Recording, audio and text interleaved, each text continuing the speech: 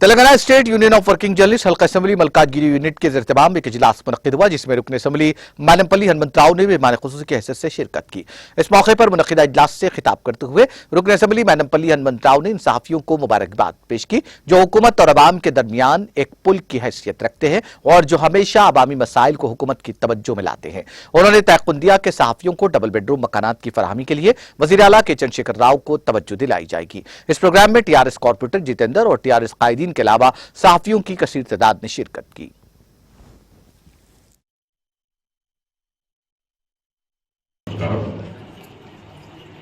సభాధ్యక్షులు మా సోదరులు పెద్దలు గౌరవనీయులు ప్రసాద్ గారు,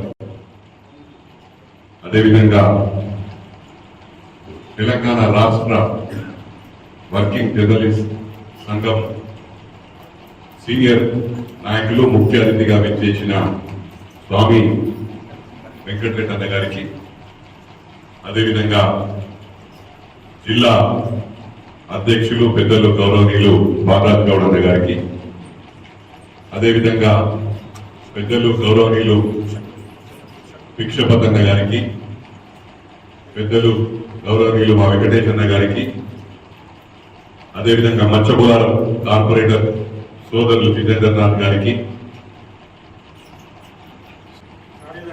ప్రధాన కార్యదర్శి కాన్స్టిట్యున్సీ పెద్దలు గౌరవనీయులు మా అన్న మధుసూదన్ రెడ్డి అన్న గారికి ఉన్నాయి.